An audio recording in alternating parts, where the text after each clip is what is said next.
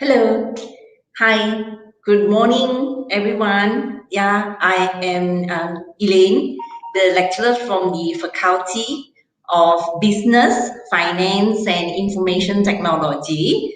Yeah, good morning again, once again. So, today, this webinar series, right, is actually we are talking about the developing tech talent. And on Saturday, there will be another webinar which is related to the employability regarding the soft skill needed by the IT candidates. So for today, the webinar, the topic for webinar today is the developing tech talent. So I'm here. We are so happy and glad that our invited speakers are willing to share her, her experience, her information, yeah, with us, with Masa today, and to let the viewer to have some information about what this speaker want to share with us. Yeah, so we welcome our Miss Hanina Abdul Rahim. Yeah, she is from the Malaysia Digital Economy Corporation, MDEC. Yeah, so Miss Hanina, hi. Hi, Elaine. How are you today? I'm well, thank you. How about yourself? I'm fine too. Yeah. Good. So thank you for coming here today. Okay, to be our speaker for today for the webinar sharing session. Yeah, maybe you can share with us about how MDEC has done to develop the tech talent. Yeah, thank you, Elaine. And it's a pleasure to be here.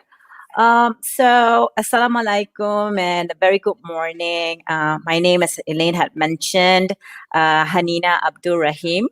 I am a manager with Malaysia Digital Economy Corporation under the digitally skilled Malaysians team. So today I would like to share with you the initiatives under my digital workforce movement. So before we proceed, just as a housekeeping item, I'd like to highlight that these slides are um, not to be distributed without written consent from MDEC, because slides can be used, these slides cannot be used in its own and may be taken out of context without comment. So I know, I've done this before where I screenshot certain slides. That if possible, we do not want that to happen because we believe that, the slides has to be accompanied by comments that we are providing. Right, so this is just a snapshot on how the webinar is going to go. I am going to speak about the current employment landscape, and then I'm going to move on to how to bridge the gap. And then we're going to talk about, or I'm going to be sharing with you what are some of the MDEC initiatives. And we are going to take questions before closing. All right, so moving on to the first item there. Now, the COVID-19 pandemic has induced lockdowns and related global recession of 2020, and this have created a highly uncertain outlook for the labor market, right, and accelerated the arrival of future of work. Now, just in October, the World Economic Forum had published the Future of Jobs report for 2020. Now, this is a 163 pages document that provides insights needed to the labor markets and workers towards opportunity today and future of work. Now, there are key findings and technology adoption, automation, and COVID that I like to highlight with the audience today. Number one is that it's stated that in 5 years, about 85 million jobs will be displaced by automation, and about 77 million new ones, about 97, million new ones will be created. And technology adoption priorities remain to be in areas of cloud computing, big data, and e-commerce, right? So secondly, automation is creating a double disruption that would transform tasks, jobs, and skill and impact on existing inequalities in comparison to recession of 2008. Now, what does that mean? That means that there is going to be a significant income inequalities as a contribution to automation, and they believe that the income inequalities will be greater in comparison to the financial crisis back in 2008. And then thirdly, it says that the rate of automation is not slowing down, but it is expected to increase in the next 5 years. And then number 4, it says that companies are saying that the main challenge to technology adoption are skills gap and inability to attract the right talent, right? So now the next is that the report also looks at the future of work. And the key findings include number 1, companies are digitalizing the work process and work from home is more prevalent. Now, from my experience, I've been working from home since the government imposed the MCO. Right? I'm sure from your experience too, you've probably done, remote classes and whatnot, right? Secondly, the companies believe that productivity and well-being of their employees are being impacted.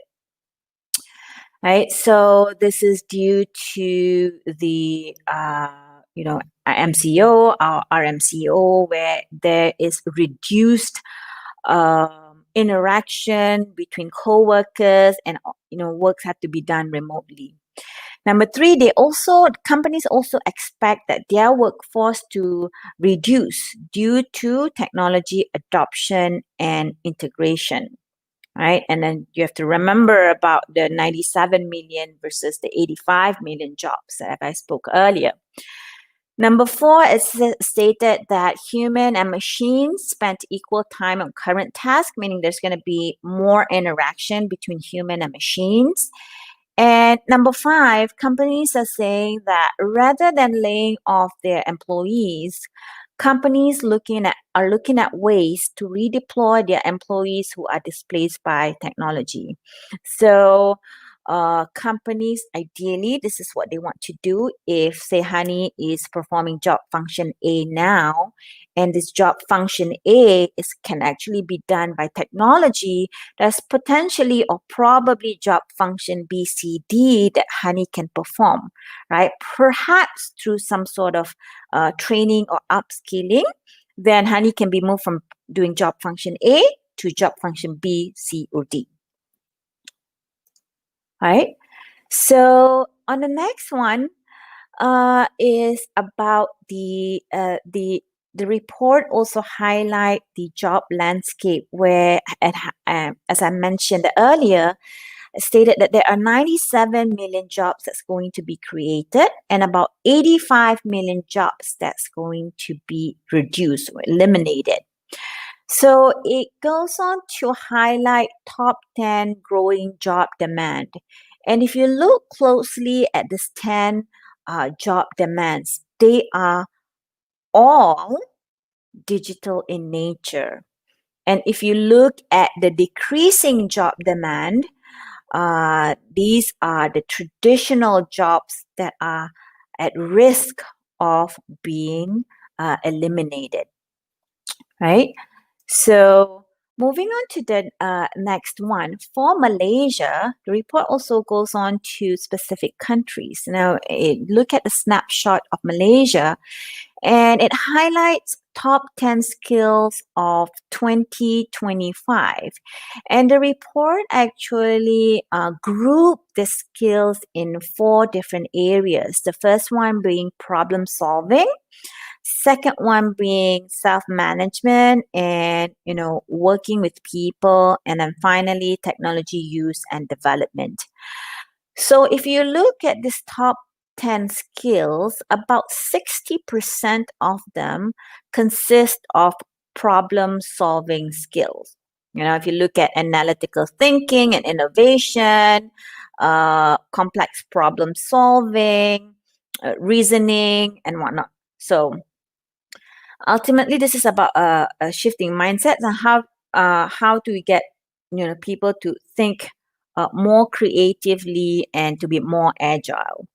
And if you look on the right hand side of technologies likely to be adopted by 2025 by shared of companies survey, if you look at the top, I mean all of them actually, I would say, or maybe except for almost all, they are digital in nature. If you look at the top five, even top six, cloud computing, big data analytics, IoTs, cybersecurity, AI, text and image processing, these are basically, it all tallies up to the growing job demand that I've spoken earlier.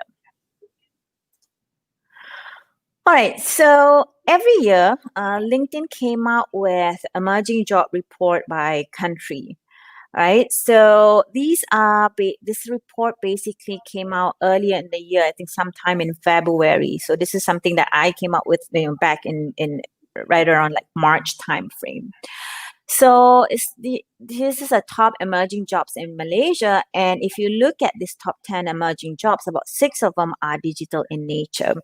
And the reason why I actually bring up this report is to do a comparison between what was published earlier in the year before COVID hits us versus the report that came came out in October by the World Economic Forum. There hasn't really been a lot of change, but what I've seen is the rate of change. It has certainly expedited the rate of change in technology adoption and forcing more digital jobs to be in demand. So that will be, talking about the landscape.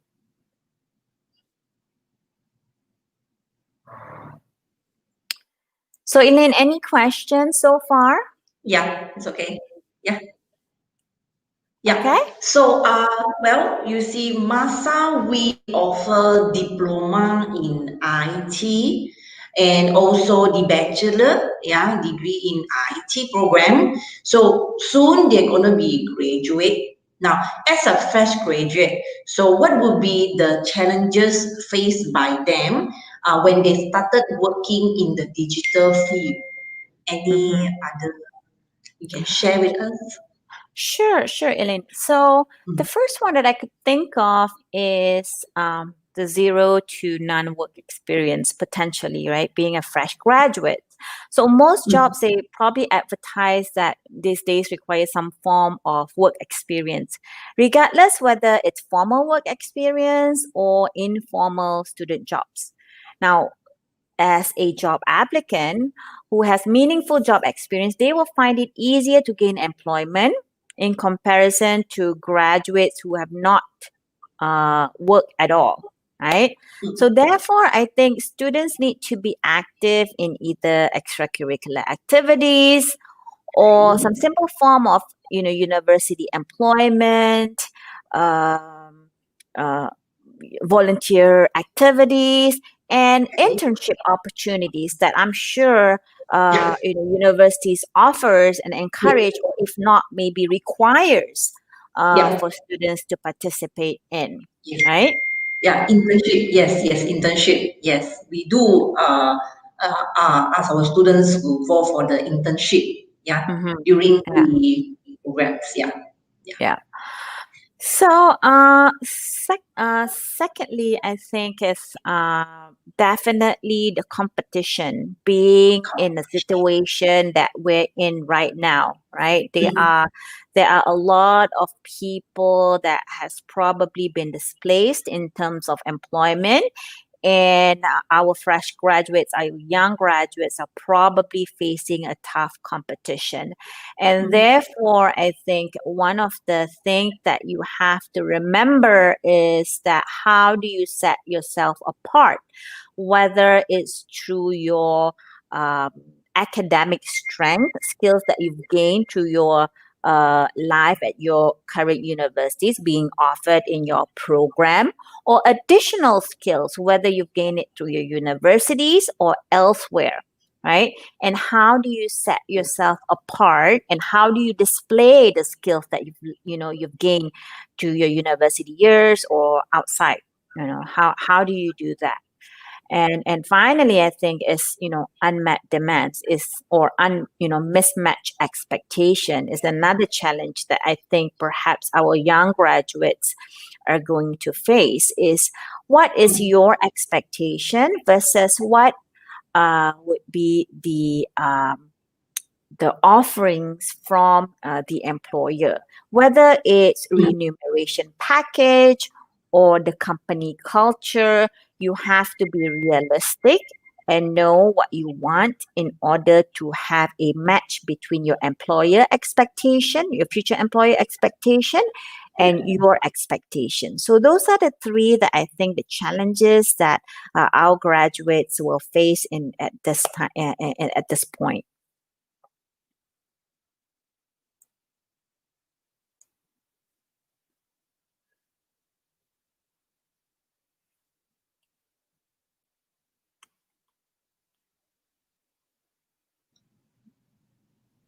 Kaylin? Yeah. Yeah. So, from the company perspective, so what would be the challenges in hiring an IT candidate? Okay, so I think from company's perspective, right? Number one is I think there's too much noise in the market, making it hard to get the good candidates' attention. What does it mean? Does that mean? That means a lot of other companies are going after the same candidate. So as an employer, I would have to build a strong employer brand, right? That makes great candidates chase my company rather than the other way around. For example, I've talked to a lot of young people, and the aspiration is the Google of the world, the Facebook of the world. Those are their aspirations. So there's not going to be a lot of Googles and Facebooks and whatnot, but as companies we have to build that brand so that young talents are aware of us, right? So show them, for example, have your current employees share their work experience a day, of an IT personnel at ABC company. That way you can display your company culture, your company environment. Have this employee share their experience at your company to be able to and share it on social media where a lot of young talents are at. Right? That way they are aware of your company and make it like something.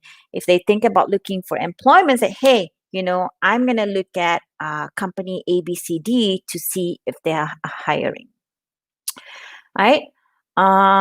Secondly, I think the challenge for companies is that good candidates are typically already taken, or or they have like certain companies that they want to go to. So these are sometimes passive candidates, right? So as hiring companies, we need to have a more subtle approach to sourcing um, how do for talents.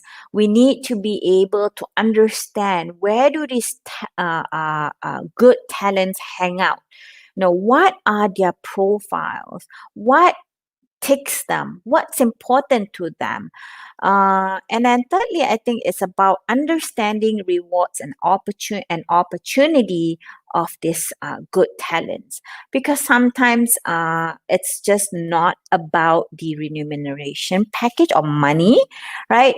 Some talents are looking more at the work-life balance, or perhaps the company culture. I've spoken to a candidate that says, you know what, I'm not really into this company because in his words, like, it's too uptight. They're so like formal.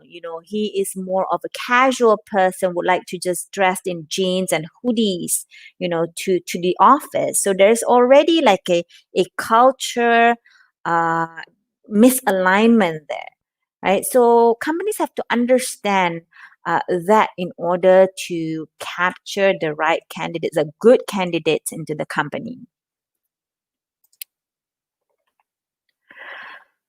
All right, so moving on, I just like to share with you the employment landscape in Malaysia, and this is, out of the DOSM employment statistic in September of this year.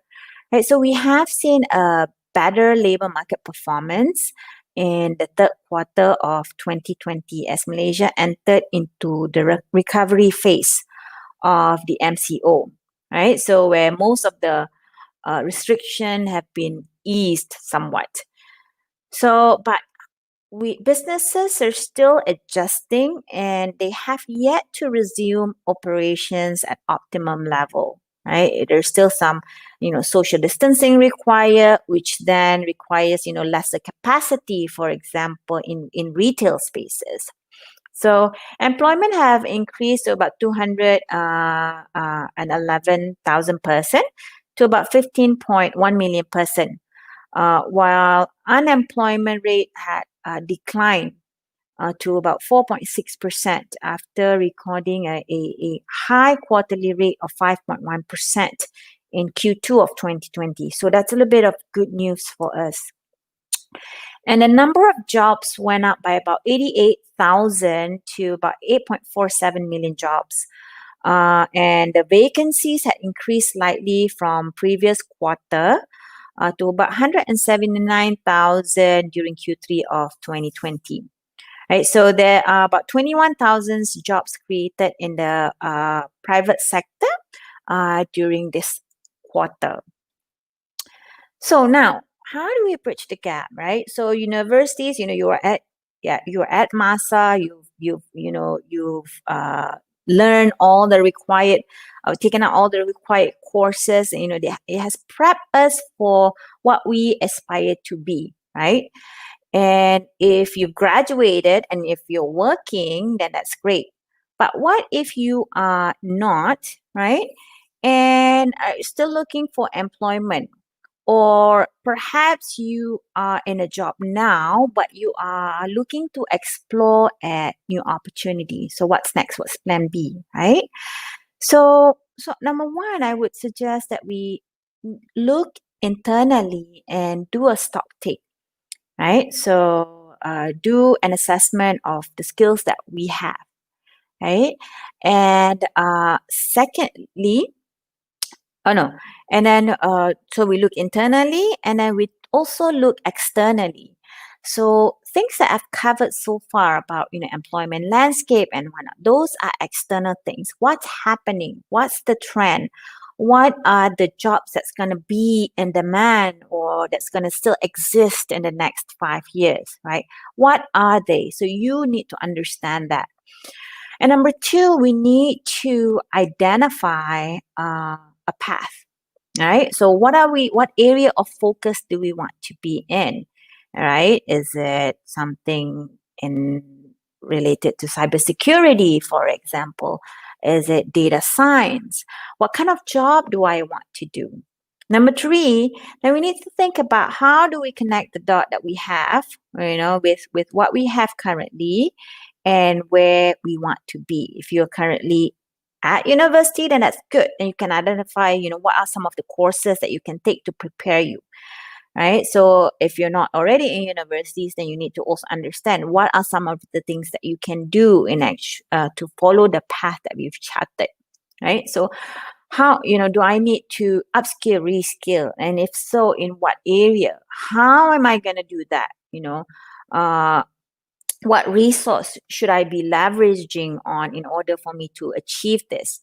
And number four, and we need to be able to differentiate ourselves from the rest of the pack, right? By beefing up our credentials, as I mentioned earlier. That's one of the things that I think fresh graduates should do is you need to be able to differentiate yourself. Right. So all that was mentioned earlier can be overwhelming and hard to navigate.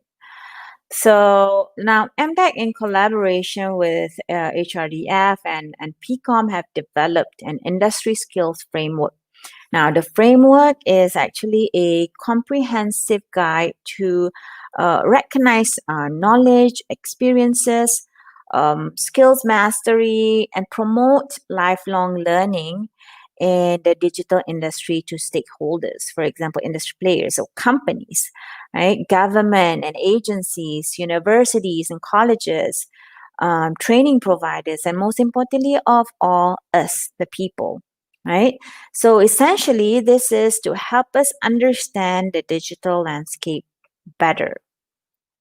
So the first phase of the framework covers focus areas, like there's 4 focus areas, which is data science, cybersecurity, creative content games, and creative content and animation.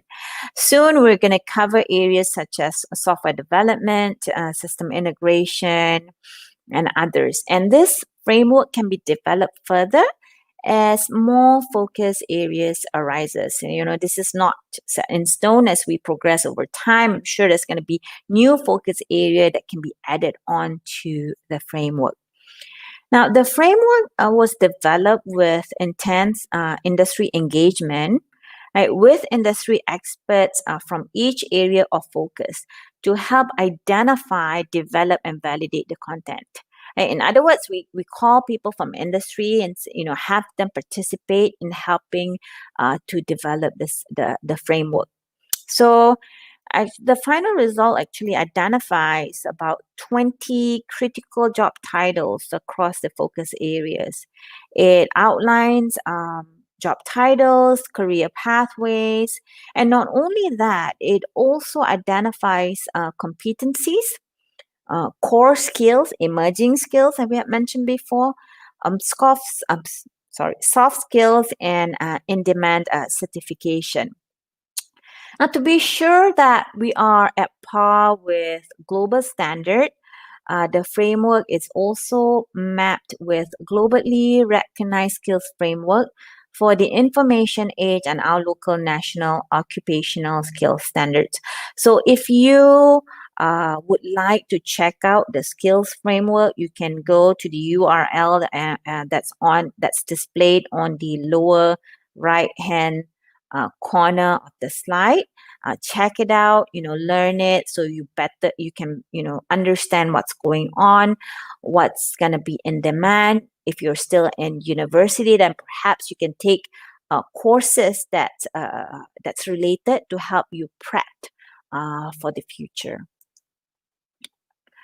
All right, so MDEC had launched the My Digital Workforce movement in the month of August, in August of this year. The main objective of this movement actually is to, number one, to drive awareness about the urgency for digital reskilling of the Malaysian workforce. And number two, to equip the Malaysian workforce with digital skills for career and income continuity. Hi, any questions so far, Elaine? Thought, yeah. What would be what are the initiative provided by MDEC for the IT Okay, graduates? sure. So we currently have two programs that's running, right? So the first one is, hold on, give me 1 second. So the first one is Digital Skills Training Directory, which is a catalog of courses that addresses in-demand digital skills, right? So these courses have been reviewed by our digital expert panels. And it's actually to help guide Malaysians in selecting courses that meet their career needs for digital economy.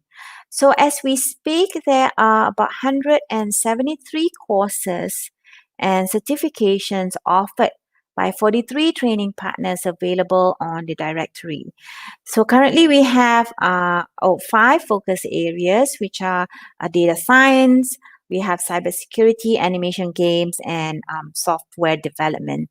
So if you're currently a student, you look at these three focus area, look at what's available that maybe you can take up the courses that's being offered by the university. If you've already graduated, you can look into use this directory as a guide for you to look at the courses that perhaps of interest to you, and sign up, or if you're looking to upskill and reskill. Right. Secondly, we have, okay, this is something that's not ongoing. We just closed this program or campaign. It's called Let's Learn Digital Campaign. This is a campaign where we partner with Coursera that offers more than 3,800 courses to unemployed Malaysians. Free access to more than 3,800 courses from the Coursera platform to unemployed Malaysians. And finally, we have what we call a digital job aggregator, where we partner with WAP and Hayes to aggregate digital jobs. Right? So again, this is just one slide about digital skills training directory. As I mentioned, we have about 173 courses. Software development and data science make up the majority of the courses being offered, and we currently have 43 training partners. So this is when you browse through our My Digital Skills Training Directory, as the URL is indicated on the upper left-hand corner there. Right, you'll notice that there is an HRDF and SOCSO's logo. So for courses with SOCSO's logo, this denotes that SOCSO will fund up to 4,000 ringgit per pax for courses pursued by employment insurance scheme members who are receiving unemployment benefits. So for example, if this is for alumni members who've probably worked and unfortunately was affected by this COVID-19, who's been displaced from their employment, this is something that they can take advantage of, right? The courses are also eligible for funding under Penjana Hiring Incentive for employers hiring new recruits under this initiative. All right, so the next one that I mentioned is the digital jobs aggregator. So, the objective is actually to provide a platform that aggregates digital jobs ranging from entry level to experienced hires. So what we want this portal to be able to do is, number one, to provide access to job seekers for digital job postings, and to help simplify the digital job opportunity search process. Right, for companies, we want companies to have access to a large database of people who are actually talents, who are actually interested in digital jobs. And they can also take advantage of the attractive recruitment package offered by our two partners. So at this point, we have Slightly more than 2,000 digital jobs vacancies advertised on the platform. And to date, we have received almost 23,000 job applications. And so, although the number is not quite there yet, about close to 700 shortlisted for interview. This is where we want to increase the number of shortlisted for people that shortlisted for interview. So again, I'm sharing with you the URL. If you go to MDEX website, these are all available on our website. So we also send out monthly calendars for courses offered by through our uh, digital training directory. This is this training calendars is published on MDEX social media platform on a monthly basis. So we also have calendars that offers like data science related trainings, and you can find the calendar at the link below. Up until December, there's some free courses that's related to data science that is included in the monthly calendar that I think you can take advantage of. So if you want to add your name to our mailing list database, just be sure to visit MDEX website and click on contact us and indicate your interest to be added into our mailing list. So with that, I think that will be the end of my presentation. Elaine, back to you. Well, thank you so much, Miss Hanina. Well, for your very meaningful, yeah, and interesting sharing session today. Okay, so let's move on to the Q&A session for today. Now, the first question that I'm going to read is from Pauline. What's the difference of the data scientist and data engineer? Oh, data scientist and data engineer. So data scientists typically would have both business and data analytics knowledge. They're typically a subject matter expert. Data engineer are the ones that typically would set up the infrastructure, making sure that the data is being stored in building the infrastructure to have it stored a certain way and making sure that the right data uh, are, are captured. I hope that simplifies it.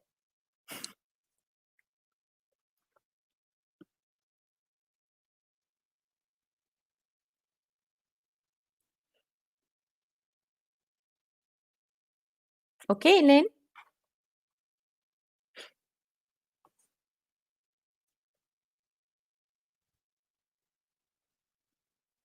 Okay, sorry. So the next question, yeah. So nowadays there is a lot of startups focusing on digitalization. And what's your opinion on fresh graduates going into startups as their first career moves? Oh, yeah, there are a lot of startups Hmm. moving into digitalization. Now, as far as fresh graduates working with startups, I don't see a reason that you shouldn't, right? You have to look at where the opportunities are. If startups the place, then startups is a place to go. But you have to understand, like I said, at the end of the day, it's about the culture that the company is offering. And this is a conversation that you should have with the future employer. You need to understand the culture, you need to understand the career progression, and you need to understand the availability of mentor. But you also need to understand the culture of startup where they need to be agile and they need to typically uh, move quickly, right? To be able to be agile and nimble. So you have to ask yourself whether you are that type of person. Are you agile? Are you nimble? Right? Because perhaps one day this is the direction that you are being instructed to go. And perhaps 5 days later, you're gonna take a 90-degree turn to do, as far as from what you've been working on. So I'm sure it's a great learning curve that you will experience. So do not discount working for startups as fresh graduates.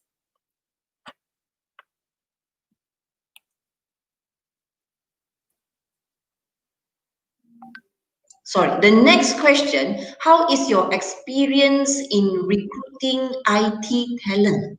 Is it similar with most business industry? Mm, so I think number one, it's about attitude, right? So that's the bottom line, and then you look at the technical skills, whether you have the technical skills required from that talent. It's about attitude, and then technical skills. If they don't have it, then you have to ask yourself whether or not this person can be groomed, can be trained to acquire the technical skills that you need to perform that job function. Mm, okay. And by comparing 10 years ago and now, what are the significant differences, in IT or in digital industry? Mm. Okay, so a few that I can think of. The first one I think is speed of execution. So back Mm, then, right, complex IT projects can take years, forming from so it takes years. So this will form a large gap between the idea conception and the final execution, meaning that once you thought of the idea, it takes a couple of years before it can actually be executed, and in the meantime there's already been like some technology change and whatnot, right? Now with the proliferation of cloud services, right, as well as tools such as rapid prototyping, this have dramatically reduced the distance between idea and execution. So now it's getting like smaller, right? So it's possible to have a ready to use enterprise class business tool at your fingertip in a very short time. So that's one. So speed of execution. Now everything has gone like becoming faster and faster. Right. So secondly, I think it's knowledge, IT knowledge. Then I think IT is typically the sole group of technical knowledge within an organization. Right. So this knowledge are not necessarily shared outside of the IT sanctum or IT group. Right. Now, I don't think it is the only place, our IT department is the only place in which technical knowledge resides, right? Increasingly, there are tech savvy, you guys, tech savvy generations, right? So there's then has increased cooperation between IT and business functions. Now, this has led to generally knowledgeable stakeholders, both inside and outside the wall of IT department, right? So meaning that there's going to be business people that is going to be knowledgeable about IT and collaborate with folks in the IT department in order to get some projects done.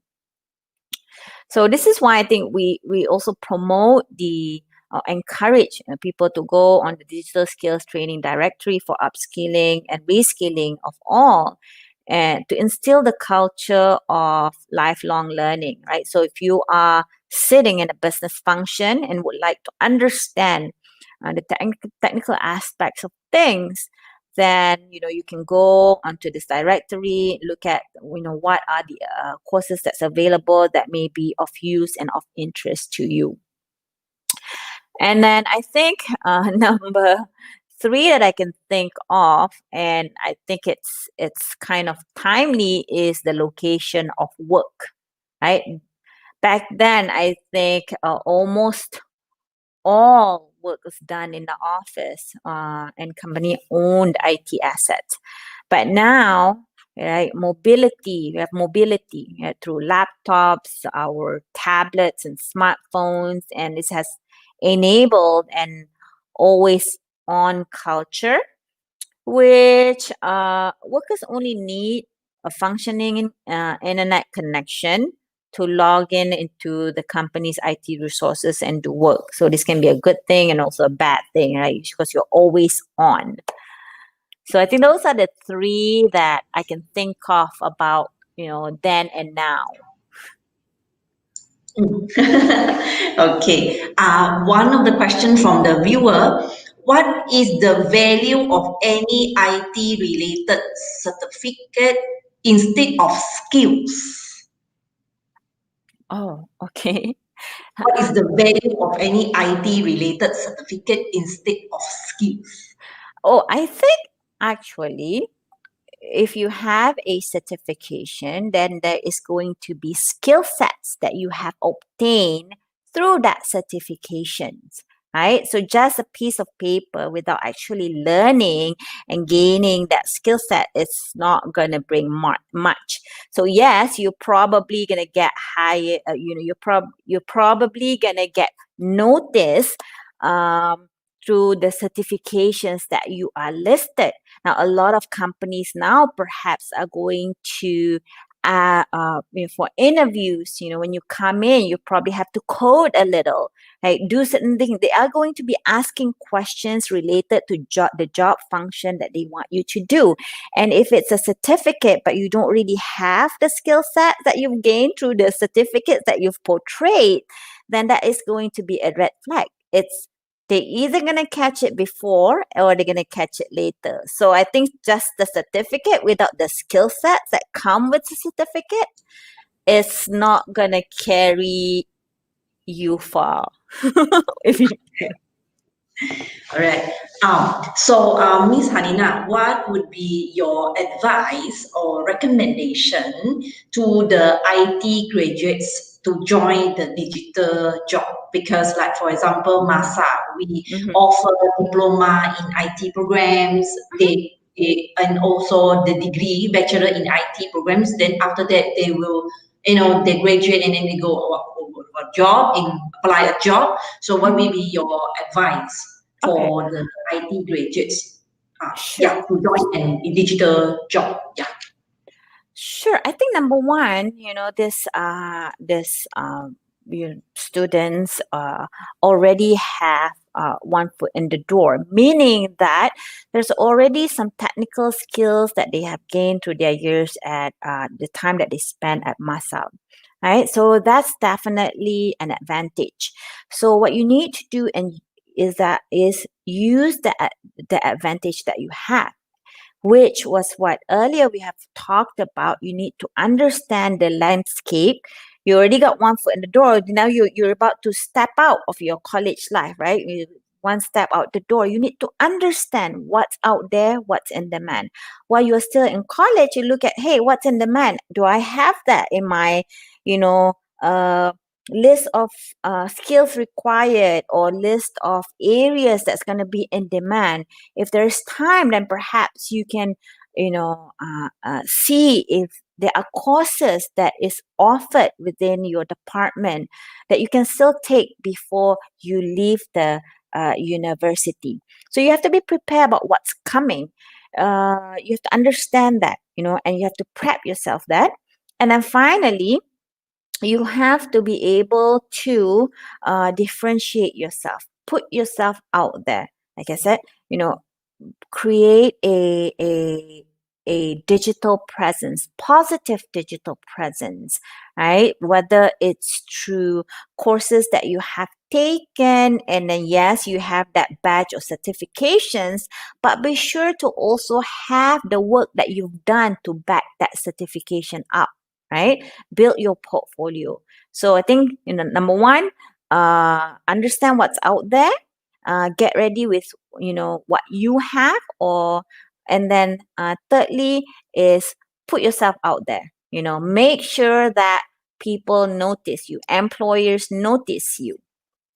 So I think those are advice that I like to share with our young viewers who are embarking in like job searching or new employment opportunities. All right. So thank you for your sharing session today. Very interesting. And so I guess any other questions from the viewer? Okay. Well, it's no. Okay. So I would like to once again, okay, on behalf of Masa, once again, thank you, Miss Hanina from MTech, to be our speaker for today. Okay. So I wish you all the best. Okay. All right. So if anything, and for the viewers, if you have any questions, you can always drop down your message. Okay, in the Facebook. We will try to liaise with the speaker, and then we will revert your answer. Yeah. So and then this is the webinar series. So this Saturday there will be a topic regarding employability under the soft skill needed by the IT candidates. So stay tuned for our FB page for this Saturday, and the time will be also at 11 a.m. So Miss Harina, thank you once again. All right, thank you so much for your time. Okay, Thanks, so Elaine. yeah. So thank you so much, and then stay safe. Merry Christmas to everyone. Likewise, Merry Christmas. Bye bye. Bye bye, and Merry Christmas, everyone. Bye bye.